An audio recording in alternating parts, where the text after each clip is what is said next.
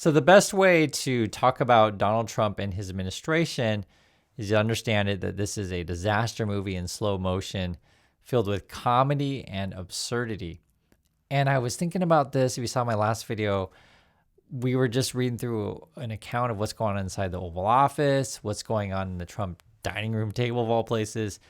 And it really is like the movie Airplane, where all these like whacked out people are running around trying to solve the disaster. It's also a bit of a comedy, and none of it really makes sense, nor does it feel real. That's why I mentioned absurdity. I can say South Park timeline, Black Mirror timeline now mixed in with Airplane timeline of all things. And today, when I go through the news with you guys of what's going on, you'll see what I'm talking about. So first, this is CNBC, Scott Bessent, right, the Treasury Secretary.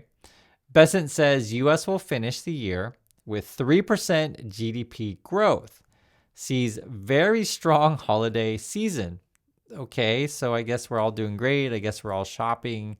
Very strong holiday season, according to Scott Bessent. This is also what he says. Here's a quote here. The economy has been better than we thought. Wow.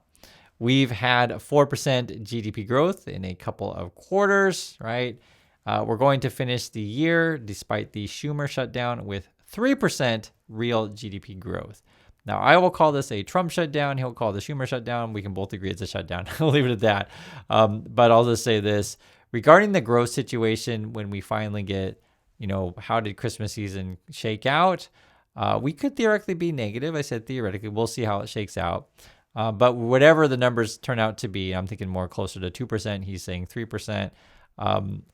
Remember, the numbers are skewed because the beginning of the year, say quarter one, quarter two, you had all these companies buying up a bunch of inventory, making some, AI investment kind of stuff, essentially to get ahead of the tariffs, right? They all know prices are going to go up. They all know Trump tax is going to kick in. So buy it before the tariffs.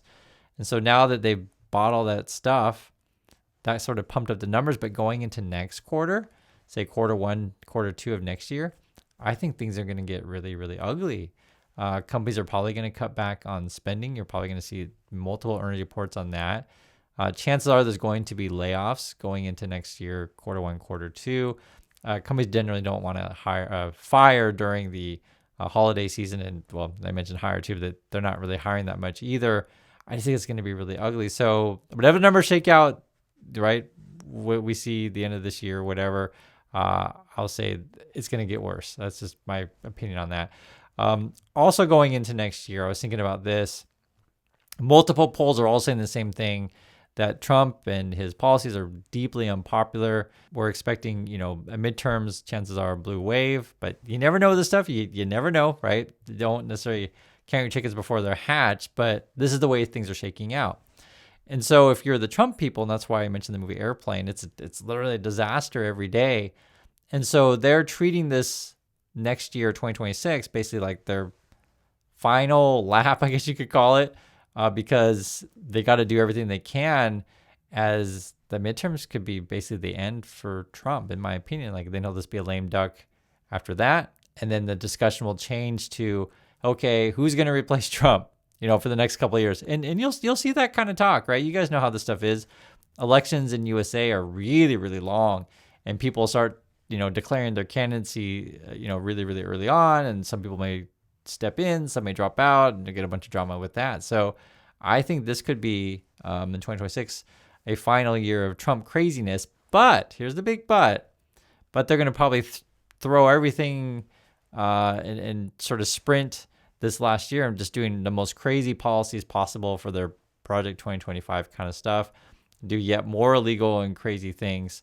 And we'll see. And this is where we're at. Okay, so we also have this going on. Okay, so there's that. China's trade surplus tops $1 trillion for the first time. That's coming from Financial Times. Then you also have China's exports to the U.S. extend double-digit declines, dropping 29% in November, despite trade truce. Okay, so put these two things together. Basically, the trade situation with the U.S. and China is not as rosy as the Trump people make it sound. Okay, so one is China's not buying stuff from USA so much, and USA is not buying stuff from China so much. So it's slowed down, and there's supposed to be, a truce there, but I guess the numbers aren't reflecting that. And then the story from the Financial Times is showing that China is selling a whole bunch of stuff around the world, right? You got this trade surplus, but they're not buying so much, particularly from the USA. One of the big things to look in for this particular relationship, US-China relations, is China could theoretically start sending a whole bunch of stuff to Vietnam, and then goods would then, from China, would go to Vietnam and then come into the USA that way. And the Trump people may turn a blind eye to that. That's sort of what I picked up when I was reading through this stuff. I was like, yeah, there's a possibility in that. We'll see. Now, Trump's before threatened to, put heavy tax/tariffs on transship stuff from Vietnam. But again, they could turn a blind eye to that, because I think the longer this strained relations with China go on, the consumers will be unhappy and businesses will be unhappy.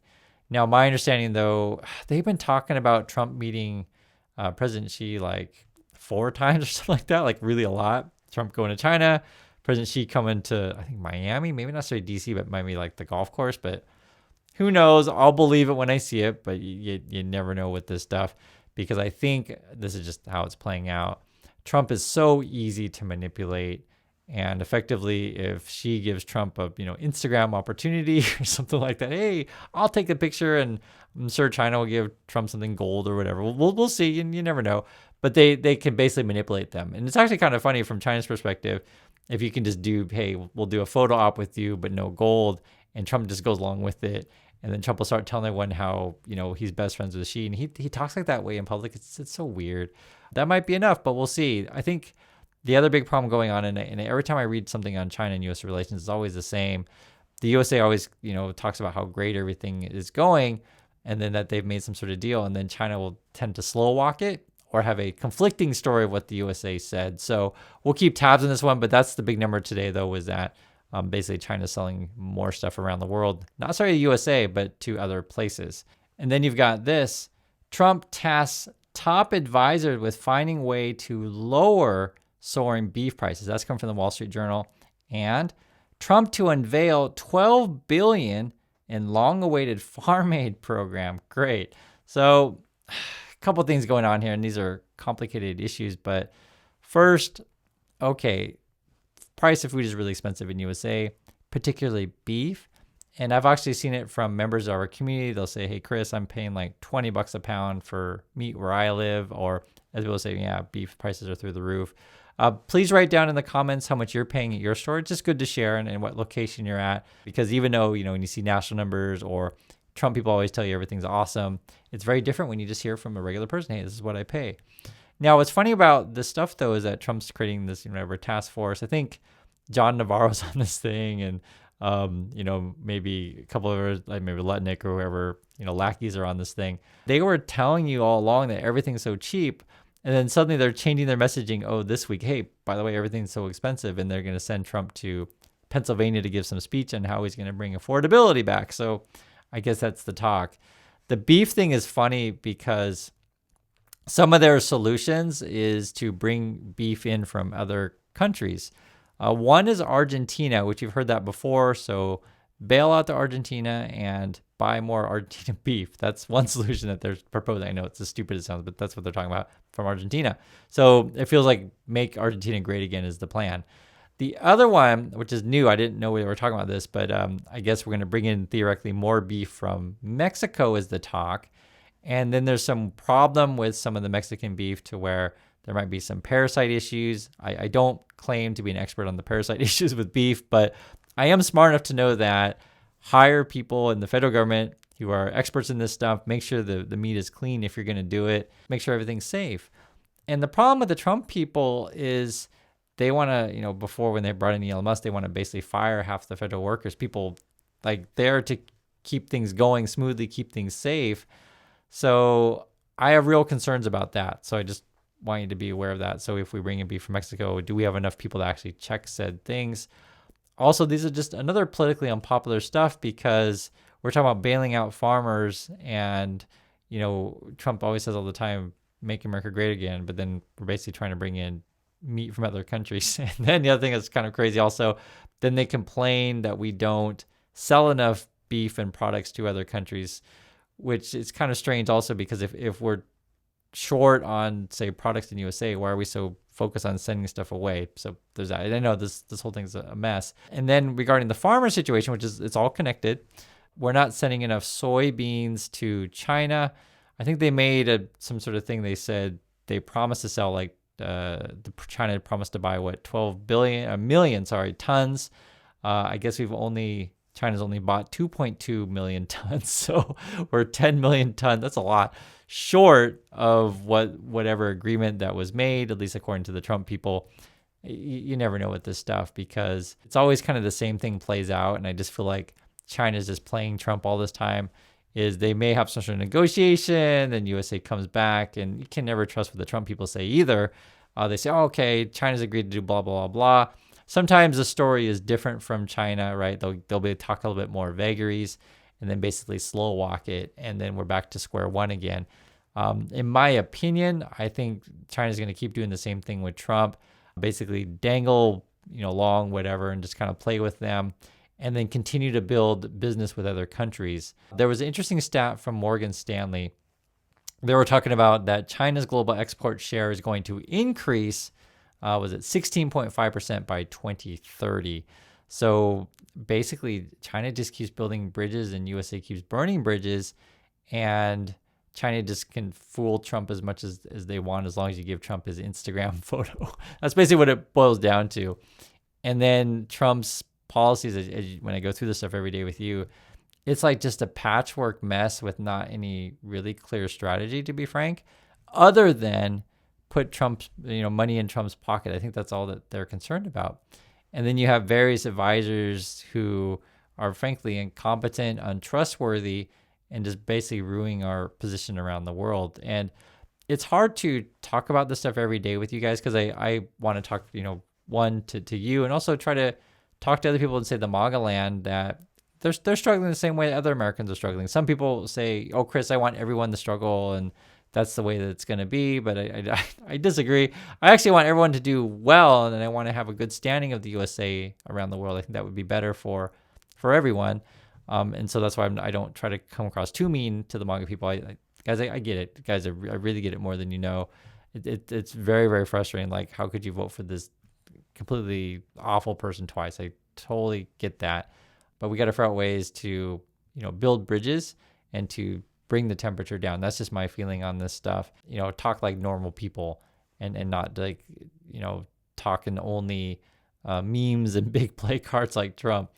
Because the choice that we have as a society, just to be frank, is we can follow the Trump lead and just talk like him as he sets the tone for us to be basically stupid, talk, and call each other names nonstop, etc. And yeah, we do mention the stuff that he says, but I just realize that the longer this goes on, I don't want to follow that model. I actually want to change that model. I think that's important. And I also understand fully how it is these days.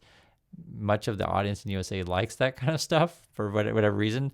They just want like a left side version of that for some people. And I disagree. I don't want that. Actually, for me personally, whenever I hear someone like talk like a normal human being, like just a normal person, talk, like they understand the problems that regular people face, I miss that. And I miss that part in the USA. And I miss the connections that Americans can have with each other, and being from various backgrounds to all get along. It's certainly very possible. I've seen it in multiple environments throughout my life, and I know it can happen again. And it all comes down to leadership. So that's my thoughts on that. So just wanted to share this stuff with you. What's going on in the news? Yes, I know it's whacked out, but not everyone is whacked out with it. That's a good way to put it. So that's my thoughts, and I want to hear yours. And I'll catch you on the next video.